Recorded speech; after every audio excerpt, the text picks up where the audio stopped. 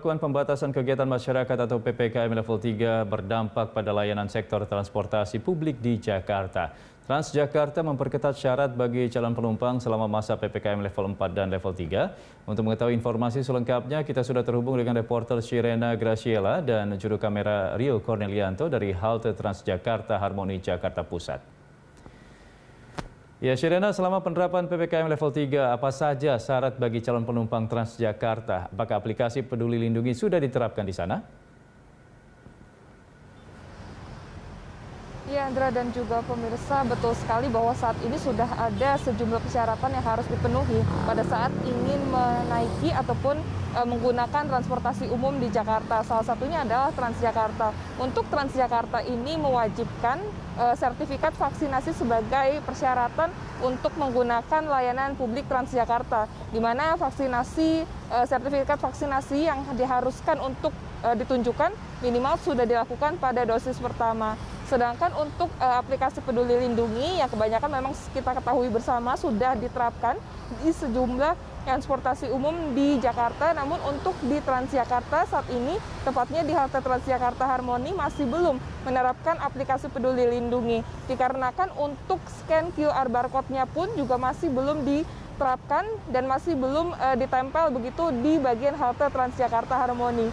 Selain itu kami juga sempat berbincang kepada salah satu petugas yang berada di halte Transjakarta Harmoni dan mereka mengatakan bahwa untuk di halte Transjakarta ini sebagian besar di DKI Jakarta masih belum menggunakan aplikasi Peduli Lindungi dan juga masih dalam proses begitu untuk memasang scan QR barcode dan juga sosialisasi yang nantinya akan dilakukan kepada para penumpang Transjakarta. Andra. Ya, Shirena, memasuki jam pulang kantor, apakah terjadi kepadatan penumpang dan operasional Transjakarta sampai pukul berapa, Shirena? Ya, Andra, apabila berbicara mengenai jam operasional dari Transjakarta, untuk jam operasionalnya ini sendiri berlaku mulai dari pukul 5 pagi hingga pukul setengah 10 malam. Dan untuk saat ini dikarenakan mendekati jam pulang kantor, begitu saat ini sekitar pukul 4 sore, memang untuk keadaan di halte Transjakarta ini cukup ramai, Andra, di mana kebanyakan dari mereka ini merupakan para karyawan yang pulang kantor begitu.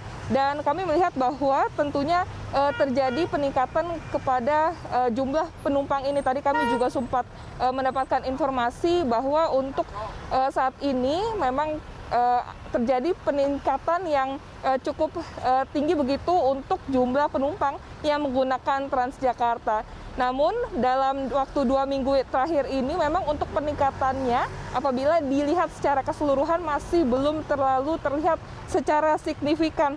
Dan jumlah peningkatannya pun diakui masih lambat dan masih belum sebanyak pada saat pemberlakuan sebelum PPKM darurat tersebut, Andra.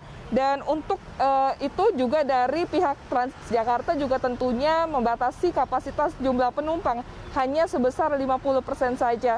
Untuk bus single hanya maksimal diisi oleh 30 penumpang, sedangkan untuk bus gandeng bisa diisi dengan maksimal 60 penumpang, sedangkan untuk angkutan umum Jaklingko begitu hanya bisa diisi dengan kapasitas maksimal 5 orang saja. Andra. Terima kasih, Shirena, melaporkan langsung dari halte Transjakarta Harmoni Jakarta Pusat.